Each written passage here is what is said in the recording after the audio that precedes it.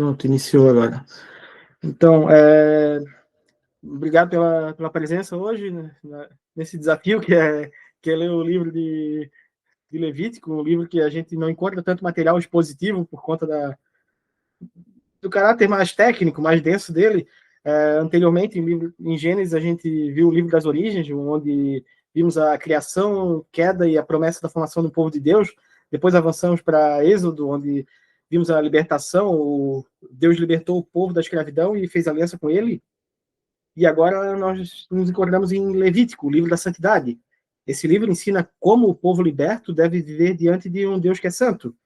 O nome do livro vem do grego Leviticon, que significa referente aos levitas, pois o livro trata das leis sacerdotais e rituais que seriam executados pelos levitas, pela classe sacerdotal. Mas o nome original dele, hebraico, que esse nome Levítico veio a partir da Septuaginta, da tradução grega. O hebraico original dele se chama Vaikra, que significa e chamou, porque seguindo aquela tradição do Pentateuco, que os livros tinham como nome a primeira sentença escrita em cada um deles, refere ao versículo 1, e chamou o Senhor a Moisés, como no Gênesis 1 Bereshit, de Bereshit bara Elohim, o Shemot no Êxodo, aqui Vaikra, o nome original do livro de Levítico. Esse nome expressa o relacionamento de Deus com o seu povo. Deus chama o homem para viver em comunhão com ele. E em questão da autoria, como os demais livros do Pentateuco, a autoria é atribuída a Moisés. O Levítico tem a frase, e o Senhor falou a Moisés, que aparece mais de 30 vezes, reforçando a origem divina das ordens dadas a Moisés, que escreveu esse livro. E o Novo Testamento também reforça isso, a autoria da lei mosaica, lá em Mateus 8:4 e em Marcos 1:44, onde faz referência direta às leis dadas por Moisés. E em questão do contexto histórico desse livro, o livro Levítico ele foi escrito durante a permanência do povo no Monte Sinai, logo após a construção do tabernáculo, lá em Êxodo 40. O povo acabava de ser liberto do Egito e agora precisava aprender como se relacionar e servir Deus corretamente. Então, o foco do livro não é a viagem pelo deserto, mas a vida no acampamento diante da presença divina, onde agora habitava no meio deles, já na tenda da congregação. Então, o tema central é como o povo pecador pode se relacionar com Deus Santo. E com isso ele vai explorar temas como a santidade, ser de santos, porque eu sou santo, como vai ser dito lá em Levítico 19:2, e o sacrifício, apontando para Cristo como Cordeiro perfeito que tiraria o pecado do mundo. E também veremos o sacerdócio, onde os levitas são separados para mediar entre Deus e o povo. A questão da pureza e da impureza, as distinções morais, cerimoniais e físicas, simbolizando a necessidade da separação do pecado. Também veremos as festividades, os tempos sagrados, mostrando o ritmo espiritual da vida do povo, lá em Levítico 23, e também a expiação, especialmente o dia do Yom Kippur, na figura do sacrifício definitivo de Jesus. Então, o propósito teológico desse livro é ensinar que a santidade é a condição essencial para viver em comunhão com Deus, e mostrar que sem derramamento de sangue não há perdão de pecados, como a gente vai ver em Levítico 17:11, e reforçado lá em Hebreus 9:22, demonstrando que Deus deseja um povo separado do mundo e dedicado a ele em tudo, corpo, mente e coração, e preparar espiritualmente o povo para a adoração e serviço a Deus. Então, esse livro aponta profeticamente para Cristo, o sumo sacerdote e sacrifício perfeito. E ele tem essa continuidade dos livros anteriores. Em Gênesis, Deus escolhe e forma um povo. Em Êxodo, ele liberta esse povo e habita no meio deles. Agora, em Levítico, ele ensina esse povo como se aproximar e permanecer na presença dele. Essa é a transição da libertação para a consagração. Então, como aplicação inicial desse livro, a gente entende que Levítico ensina que Deus se importa com os detalhes da nossa vida e do nosso culto. E a santidade não é apenas a ausência de pecado, mas o pertencimento exclusivo a ele. O livro que muitos consideram um livro denso, difícil e cheio de regras é, na verdade, uma profunda revelação do caráter santo e justo de Deus. E assim como Israel foi chamado para ser santo, nós também somos chamados a ser santos de toda a maneira de viver, como dito lá em 1 Pedro 1:15-16. Então, vamos iniciar a leitura de Levítico 1. Da tenda do encontro, o Senhor chamou Moisés e lhe ordenou. Então, o livro começa com Deus falando a partir do tabernáculo, ou seja, no meio da presença dele. Em Êxodo, Deus falava no Monte Sinai, mas agora ele fala na tenda, mostrando que o relacionamento foi restaurado. E a palavra chamou aqui, que dá nome ao livro, o Vaikra, mostra que é Deus que inicia essa relação, é Deus que toma a iniciativa. Como você já deve ter visto aquela pintura de Michelangelo, que é chamada A Criação de Adão, onde tem, tem Deus e Adão e os dedos deles estão prestes a se tocar. Na pintura, o dedo de Deus está totalmente disposto a tocar, enquanto o do homem tá torto. Então, Deus está totalmente disposto, ele que dá a iniciativa da relação. Depois é que o homem reage para se aproximar. Então, a adoração ela começa com o chamado de Deus, não com o esforço humano. Toda a verdadeira adoração nasce da voz de Deus, que nos chama à presença dele. Verso 2. Diga o seguinte aos israelitas: quando alguém trouxer um animal como oferta ao Senhor, que seja gado ou rebanho de ovelhas, se o holocausto for de gado, oferecerá um macho sem defeito, que o apresentará à entrada da tenda do encontro para que seja aceito pelo Senhor. Então, a primeira palavra-chave aqui é oferta, o corban no hebraico, que significa aproximação. O objetivo aqui não era apenas aproximar-se de Deus, não era apenas, quer dizer, dar algo, mas aproximar-se de Deus. Não era a oferenda em si, era o ato de se aproximar. O holocausto, o olã, significa literalmente aquilo que sobe, o sacrifício que é totalmente queimado no altar, subindo como aroma agradável. Ele simboliza essa total entrega, essa consagração total e adoração sem reservas. O macho sem defeito aponta para a pureza e a perfeição exigidas. O ofertante só poderia trazer o melhor para entregar a Deus. Isso prefigura Cristo, o Cordeiro sem mácula, que também nos ensina a oferecer o nosso melhor a Deus.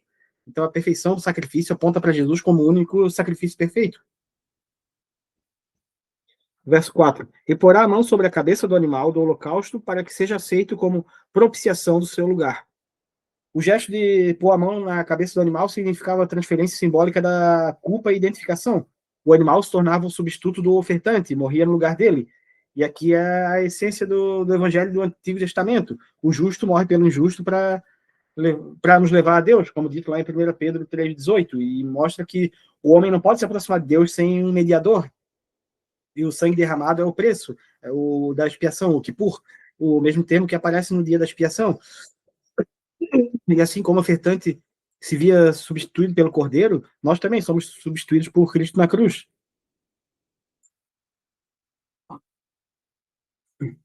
Então, o novilho será morto perante o Senhor, e o sacerdote, descendente de Arão, trarão o sangue e o derramarão em todos os lados do altar que está à entrada da tenda do encontro. Depois se tirará a pele do animal, que será cortado em pedaços. Então, o sangue era o elemento central do sacrifício, porque a vida está no sangue, como vai ser dito lá em Levítico 17:11. O sacerdote aspergia o sangue ao redor do altar, o símbolo da purificação e da reconciliação.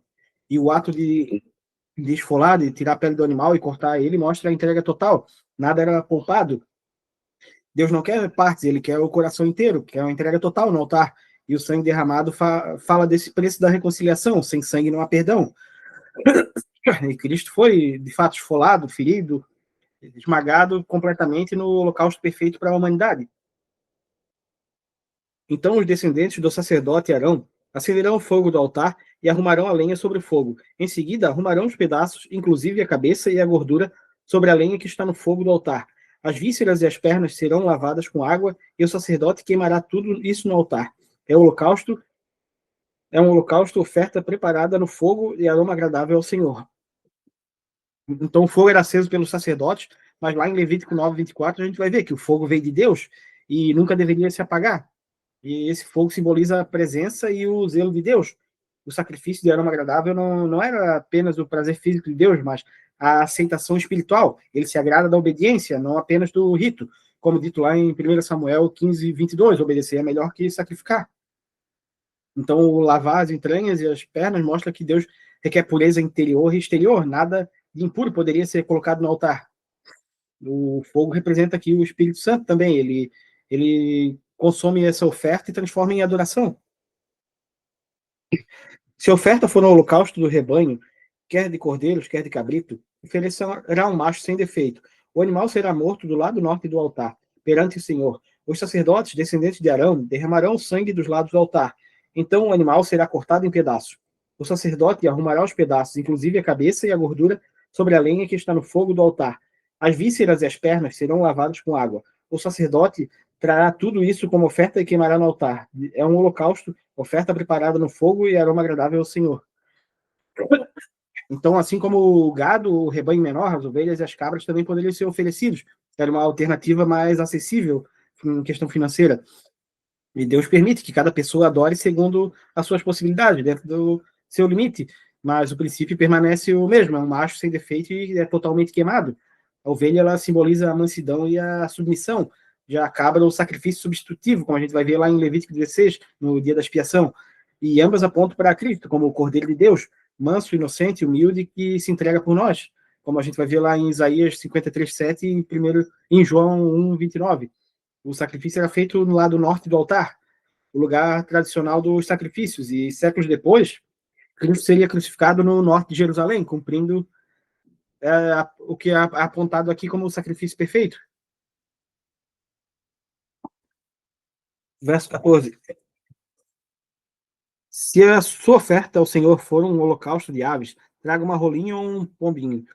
Então, também tem outra alternativa aqui. Parece uma oferta mais simples e mais humilde. As aves eram uma opção para os mais pobres, como ensinado lá em Levítico 5:7. Deus, na misericórdia dele, abre caminho para adoração até para quem não tem nada, quem tem pouco a oferecer. E as aves usadas eram esses pássaros pequenos, que eram considerados animais puros, e simbolizam a inocência, a pureza e a simplicidade.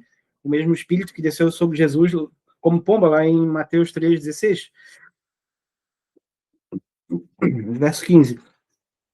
O sacerdote trará a ave ao altar, destroncará o pescoço dela e a queimará e deixará escorrer o sangue da ave na parede do altar.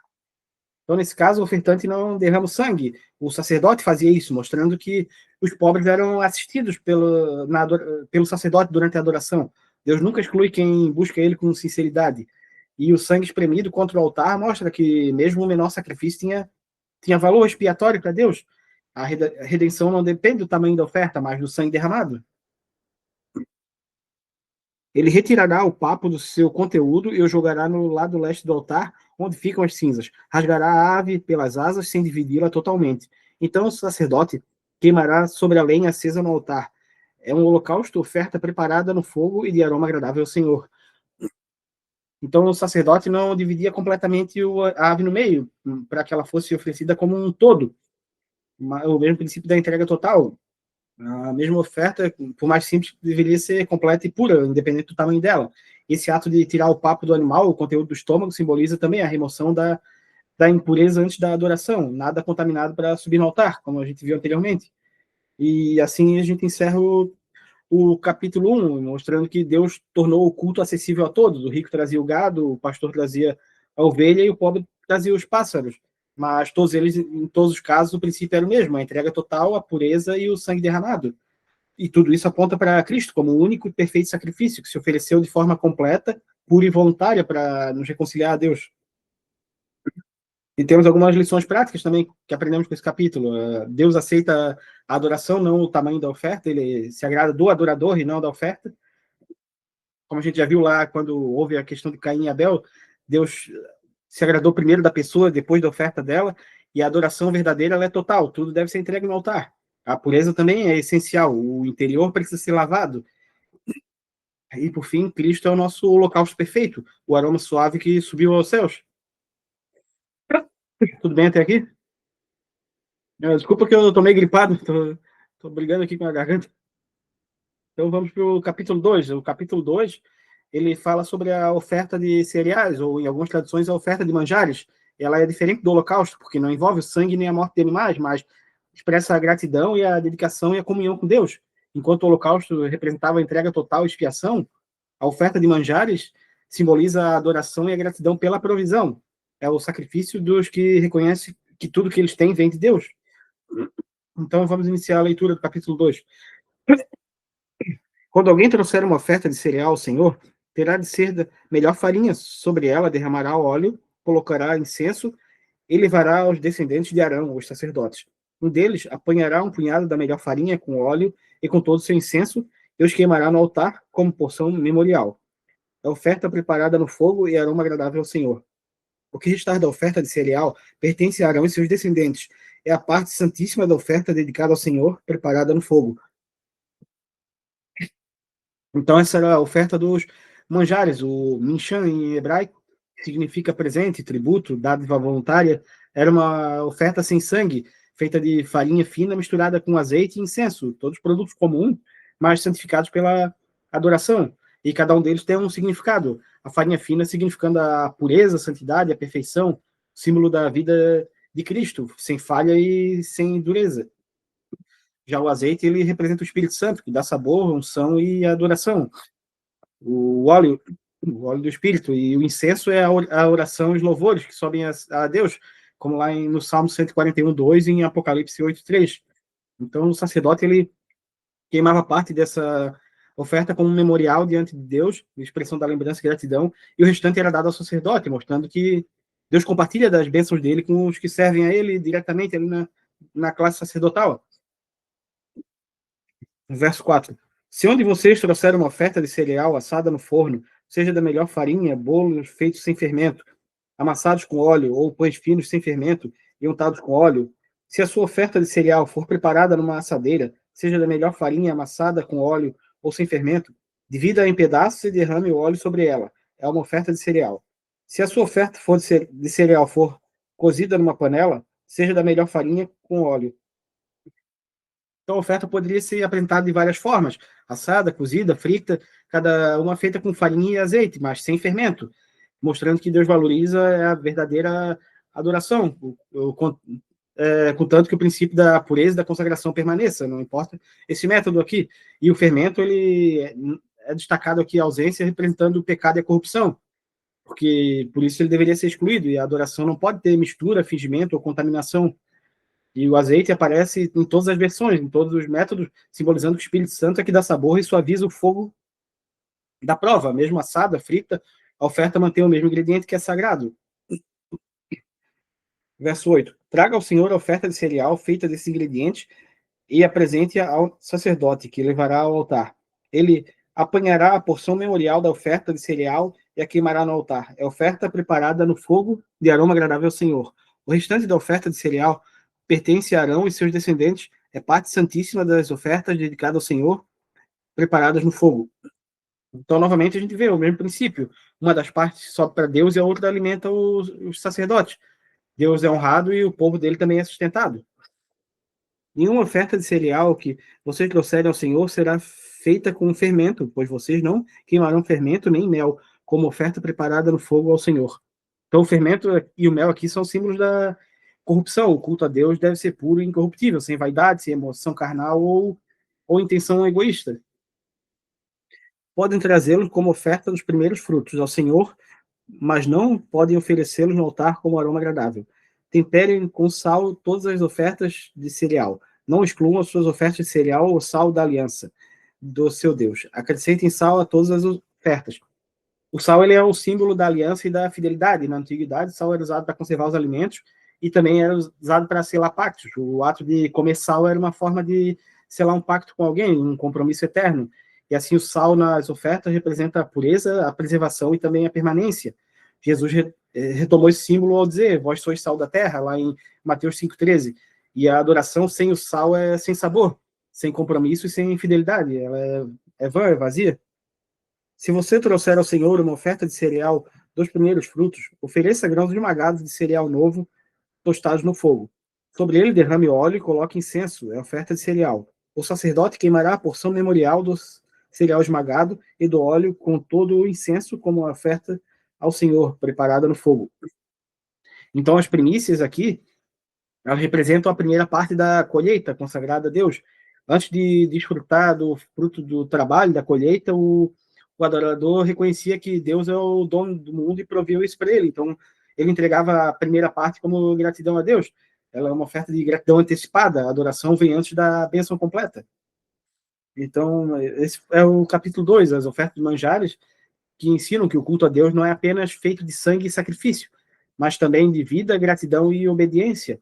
Ela representa Cristo em sua vida perfeita e pura, oferecida como aroma suave diante de Deus, e também o nosso serviço diário, que quando vivido com santidade e humildade. Até aqui tudo bem? Então vamos para o verso 13. Eu acho que está melhorando a garganta. É o capítulo 3, quer dizer, nesse capítulo a gente vai encontrar a oferta pacífica, uma oferta de comunhão. ela é uma das mais interessantes, é uma, assim, para não dizer a mais bela expressão de adoração em todo o livro de Levítico, porque enquanto o holocausto representa a entrega total e a oferta de manjares simbolizava a gratidão e consagração, a oferta pacífica ela aponta para a alegria, comunhão e celebração na presença de Deus. Era uma refeição sagrada compartilhada entre Deus, o sacerdote e o ofertante, um retrato da comunhão restaurada entre Deus e o seu povo. Então vamos para a leitura. Trava a voz, Marco, precisar de ajuda com a leitura, você me avisa aí, tá? Tá bom, obrigado. Obrigado. Quando a oferta de alguém for sacrifício de comunhão, assim se fará. Se oferecer um animal do gado, seja macho, seja fêmea, apresentará ao Senhor um animal sem defeito. Porá a mão sobre a cabeça do animal, que será morto à entrada da tenda do encontro. Os descendentes de Arão, os sacerdotes, derramarão sangue dos lados do altar. Desse sacrifício de comunhão, oferta preparada no fogo, ele trará ao Senhor toda a gordura que cobre as vísceras e está ligada a elas. Os 2 rins com a gordura que os cobre e o que está perto dos lombos e o lóbulo do fígado que ele removerá junto com os rins. Os descendentes de Arão queimarão tudo isso em cima do holocausto que está sobre a lenha acesa no altar, como oferta preparada no fogo de aroma agradável ao Senhor. Então, a oferta pacífica, o Shelaim, que em hebraico remete ao Shalom, paz, que remete à paz, representava essa comunhão com Deus. Diferente do holocausto, ela não era queimada por completo. Parte era oferecida a Deus e parte ficava com o sacerdote, e a outra parte era oferecida para a família do ofertante poder se alimentar. O ofertante colocava a mão sobre o animal também, identificando-se com ele, e o sangue era derramado, porque toda a comunhão começa com a expiação, isso não difere. E depois do sangue vinha o banquete, vinha a comunhão. Primeiro a reconciliação, depois a comunhão.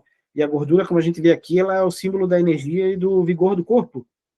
Como a gente fala sempre de queimar gordura. E a gordura era queimada como uma porção entregue a Deus. Ele recebia o melhor, o mais precioso. Se oferecer um animal do rebanho como sacrifício de comunhão ao Senhor, trará um macho ou uma fêmea sem defeito. Se oferecer um cordeiro, ele o apresentará ao Senhor, porá a mão sobre a cabeça do animal que será morto diante da tenda do encontro. Então os descendentes de Arão derramarão o sangue nos lados do altar. Desse sacrifício de comunhão ou oferta preparada no fogo, ele trará ao Senhor a gordura, tanto da cauda gorda, cortada entre a espinha, como toda a gordura que cobre as vísceras e está ligada a elas. Os 2 rins com a gordura que os cobre e está perto dos lombos, e o lóbulo do fígado que ele removerá junto com os rins. O sacerdote os queimará no altar como alimento oferecido ao Senhor preparado no fogo. Então a oferta da ovelha traz um elemento diferente, a cauda gorda.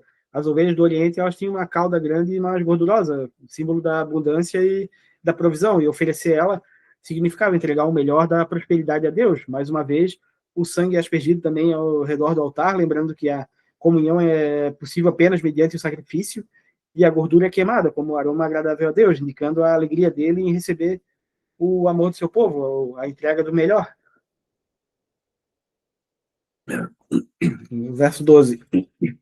Se a sua oferta for um cabrito, ele o apresentará ao Senhor, porá a mão sobre a cabeça do animal, e ele será morto diante da tenda do encontro. Então os descendentes de Arão derramarão o sangue dos lados do altar desse animal, que é uma oferta preparada no fogo, trará ao Senhor a gordura que cobre as vísceras e está ligada a elas, os 2 rins com a gordura que os cobre e que está perto do lombo, o lóbulo do fígado, e ele removerá junto com os rins. O sacerdote queimará no altar como alimento, como oferta preparada no fogo de aroma agradável. Toda a gordura será do Senhor. Esse é um decreto perpétuo para as suas gerações, onde quer que vivam. Não comam gordura alguma, nem sangue algum. Então, a cabra também poderia ser usada como oferta pacífica, simbolizando a substituição e a expiação. E aqui a mensagem é clara: a comunhão com Deus está aberta a todos, os ricos, os pobres, os agricultores, todos podem participar da mesa com Deus. Mas o versículo 17 traz um mandamento importante: nenhuma gordura nem sangue comereis. O sangue pertence a Deus porque representa a vida, como dito lá em Levítico 17:11, e a gordura também é dele, porque o melhor sempre deve ser reservado e entregue a Deus. A comunhão, então, a gente vê que a comunhão é possível apenas quando honramos os limites sagrados da adoração. E a oferta pacífica completa o quadro das 3 principais ofertas voluntárias, que a gente viu aqui: o holocausto em Levítico 1, a entrega total a Deus, a oferta dos manjares, que é a gratidão e serviço, E a oferta pacífica, que é a comunhão e a alegria. Ela também aponta para Cristo como nossa paz, como dito lá em Efésios 2,14, porque por meio dele, aquele que era inimigo se torna amigo, e o altar se transforma em uma mesa de comunhão. Tudo bem até aqui? Então vamos para o capítulo 4. Levítico 4 é um dos capítulos mais importantes do livro, porque ele introduz o tema da oferta pelo pecado, que a gente vai ver seguir nos próximos capítulos também. Ela é conhecida como o sacrifício expiatório, o shamat, o shatat no hebraico. Enquanto os capítulos anteriores a gente viu tratar de ofertas voluntárias, holocausto, manjar e oferta pacífica, esse fala de uma oferta necessária, feita quando o povo peca involuntariamente contra Deus. Deus, na sua santidade e misericórdia, providencia um caminho de perdão e restauração através desse capítulo, mostrando que a comunhão quebrada pode ser restaurada pelo sangue. Então, vamos à leitura. O Senhor ordenou a Moisés: diga aos israelitas, quando alguém pecar sem intenção, fazendo o que é proibido, em qualquer um dos mandamentos do Senhor, assim o fará. Se for o sacerdote ungido, deve que pecar, trazendo culpa sobre o povo, o sacerdote trará ao Senhor um novilho sem defeito, como oferta pelo pecado que cometeu. Então, o capítulo já começa introduzindo a categoria do pecado por erro, o bishgagá, em hebraico, é o pecado não intencional, cometido por descuido, ignorância, negligência, mas que ainda assim interfere na relação com Deus. E isso mostra que Deus é santo, e até o que é feito na ignorância, sem malícia, requer uma expiação, requer uma restauração. E aqui o foco inicial é o sacerdote ungido, ou seja, o sumo sacerdote. Como representante do povo, qualquer falha dele recai culpa coletiva, afetando toda a comunidade espiritual. E o pecado de quem lidera espiritualmente tem consequências maiores, porque influencia os outros. Por isso, o sacrifício deveria ser o mais solene dele, um novilho sem defeito, o animal mais caro e puro. Deus espera pureza e vigilância dos que servem em posições de liderança. A responsabilidade é muito maior. E mesmo o sacerdote que está nesse cargo, ele precisa de expiação, precisa de restauração. Ninguém é tão santo que não precise de perdão e que não peque em nenhum momento. Apresentará ao Senhor o novilho à entrada da tenda do encontro. Porá a mão sobre a cabeça do novilho, que será morto perante o Senhor. Então o sacerdote ungido pegará um pouco do sangue do novilho e o levará à tenda do encontro. Molhará o dedo no sangue e aspergirá 7 vezes perante o Senhor diante do véu do santuário. O sacerdote porá um pouco do sangue na ponta do altar do incenso aromático que está perante o Senhor na tenda do encontro. Derramará todo o resto do sangue do novilho na base do altar do holocausto, na entrada da tenda do encontro. Então, essa é uma das cerimônias mais solenes de todo o livro. O sacerdote, o mesmo que pecou, ele agora atua simbolicamente sobre si mesmo, como confessando e intercedendo para reparar esse pecado. Ele impõe a mão sobre o animal, transferindo a culpa, como nos outros sacrifícios, e o sangue se torna o elo entre a culpa e o perdão. O sangue é lavado lá para dentro do santuário, algo que a gente vai ver que é muito diferente. As outras ofertas não são tratadas dessa forma, e ele é aspergido 7 vezes diante do véu. O número 7 aqui representando a purificação completa e perfeita. E depois o sangue é aplicado nos chifres do altar de incenso, o símbolo da intercessão e da comunhão restaurada.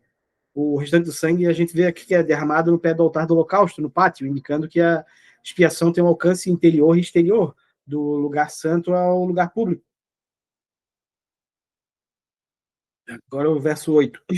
Então, retirará toda a gordura do novilho da oferta pelo pecado, a gordura que cobre as vísceras está ligada a elas, os 2 rins com a gordura que está perto dos lombos, e o lóbulo do fígado que removerá junto com os rins. Se retirará a gordura do boi sacrificado como oferta de comunhão. Então o sacerdote queimará essas partes no altar dos holocaustos. Então, assim como as ofertas pacíficas, a gordura representando vigor e força é queimada como porção entregue a Deus. O mesmo contexto do pecado. Deus recebe algo de valor, o sacrifício de arrependimento e ainda de adoração. O altar do holocausto se torna aqui um lugar de purificação e consagração renovada. O fogo que consome a gordura é o símbolo do zelo e que purifica e restaura o que estava contaminado até esse momento. Mas o couro do novilho e toda a sua carne, bem como a cabeça e as pernas, as vísceras e os excrementos, isso é tudo que restar do novilho, ele levará para fora do acampamento a um local cerimonialmente puro, onde se lançam as cinzas. Ali os queimará sobre a lenha de uma fogueira, sobre o monte de cinzas. Então aqui está o clímax desse sacrifício. O corpo do animal, que é levado para fora do acampamento, é queimado integralmente lá fora. Nada fica dentro, sinal de que o pecado deve ser removido completamente, deve ser extirpado da presença de Deus e do povo.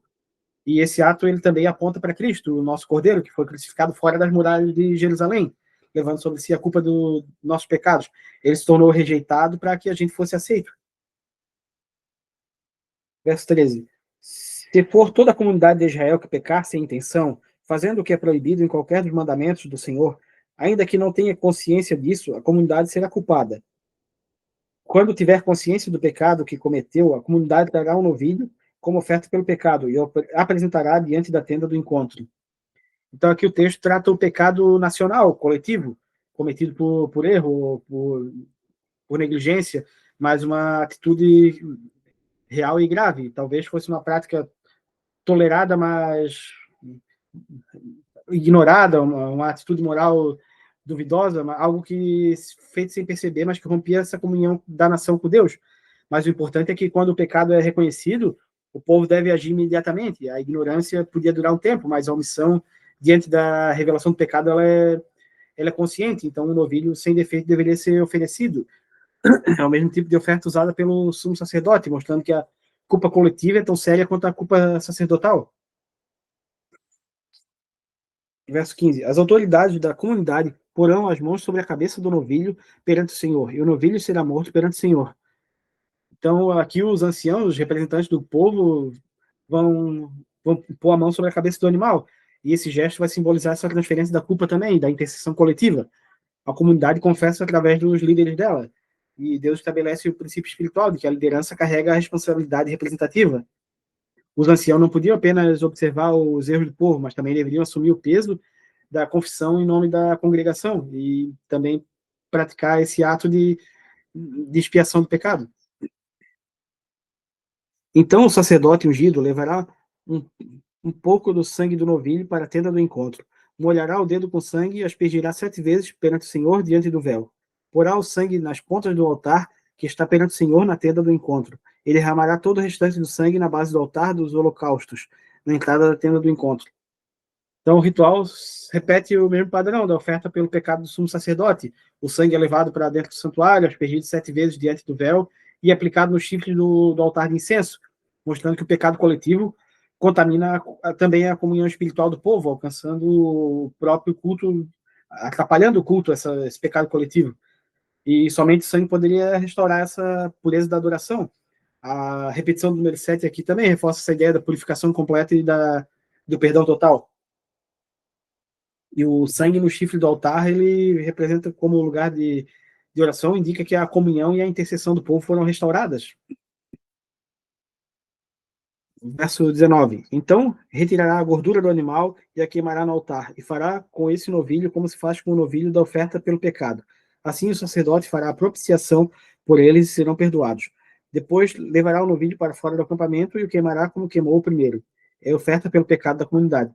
Então o mesmo processo repete. A gordura é a melhor parte que é entregue a Deus, o restante do corpo é levado para fora do arraial e é queimado, e o resultado é a promessa da graça. Lhe será perdoado, como termina o verso. O fogo aqui, fora do arraial, é o símbolo dessa remoção completa do pecado. O mal é tirado do meio do povo e consumido lá fora. Mais uma vez apontando para Cristo que padeceu fora das muralhas da cidade.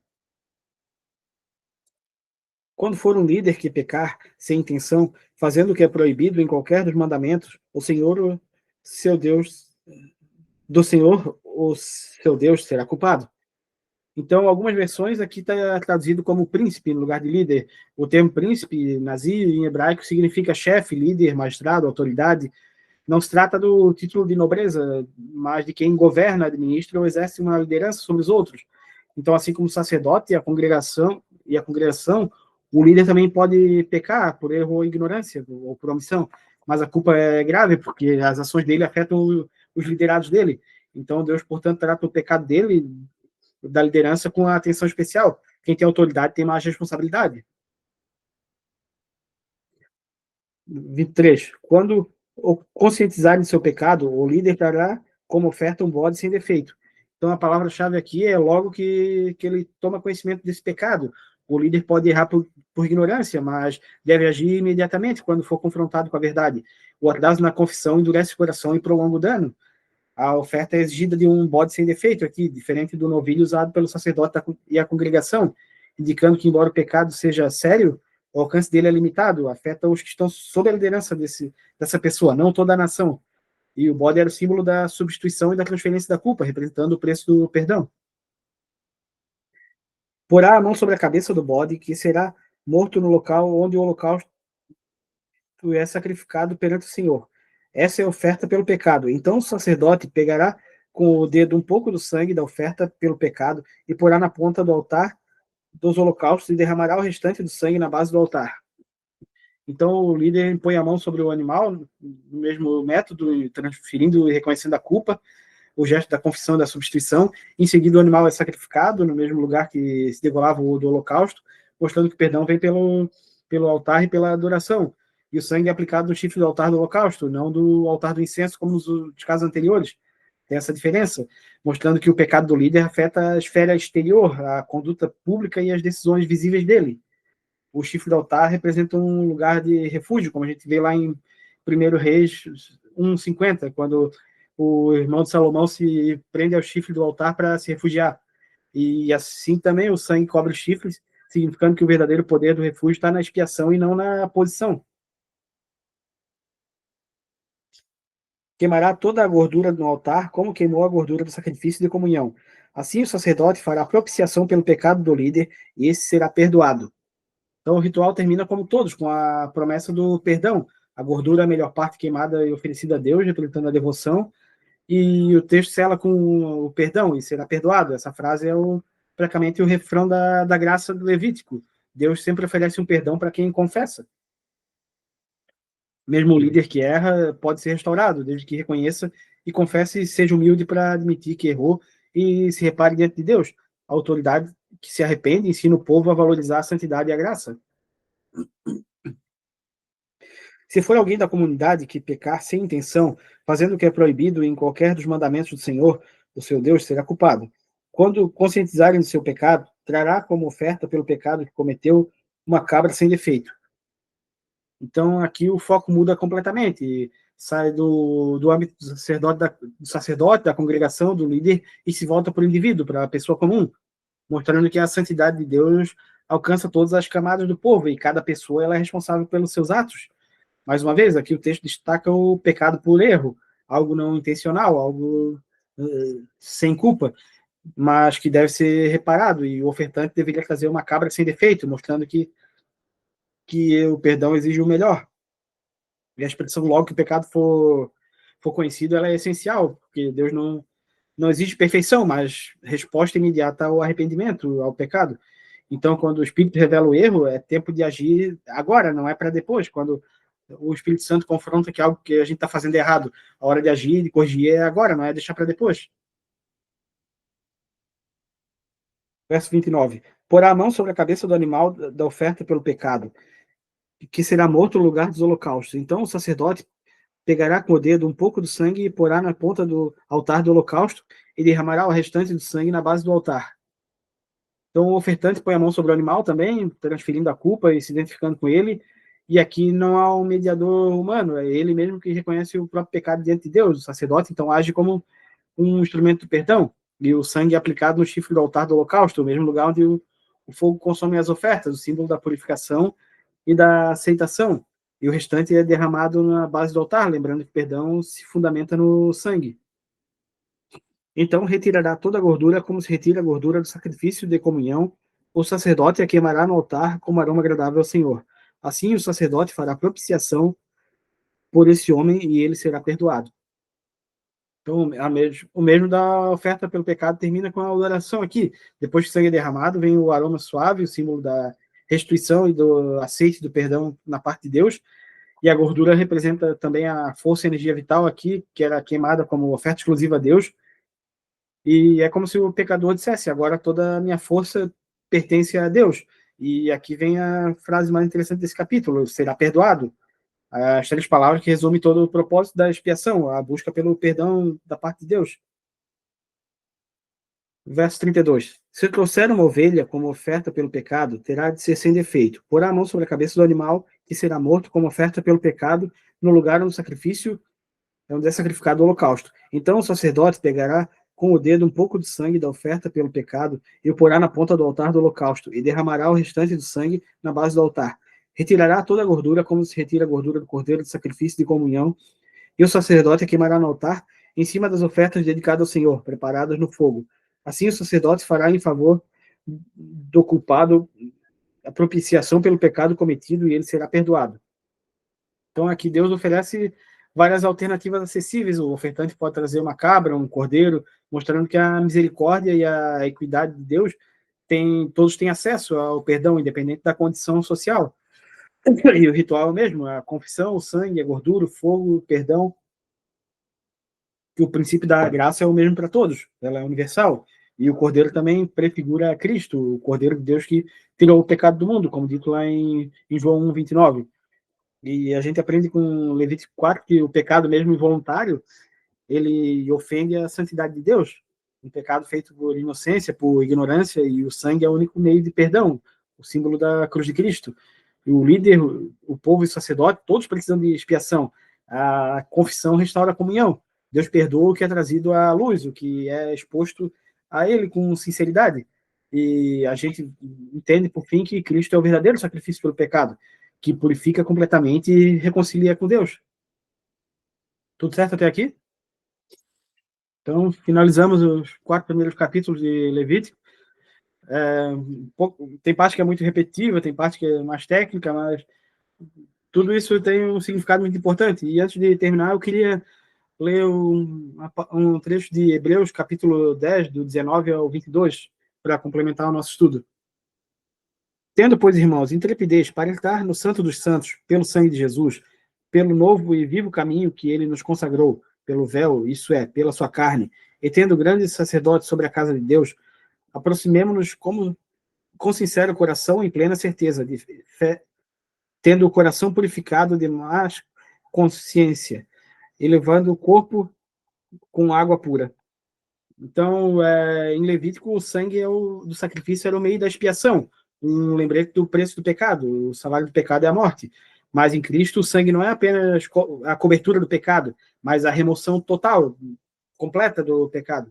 E hoje a gente tem esse livre acesso, o Santo dos Santos, algo que o povo de Israel só podia contemplar de longe.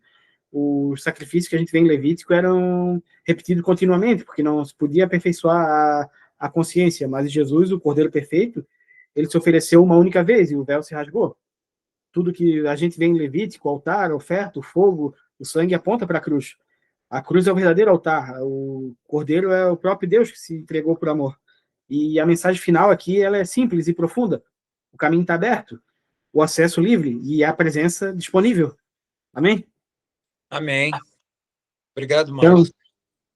de nada. Então, esse foi o estudo de hoje. Obrigado pela presença. Vamos continuar na semana que vem.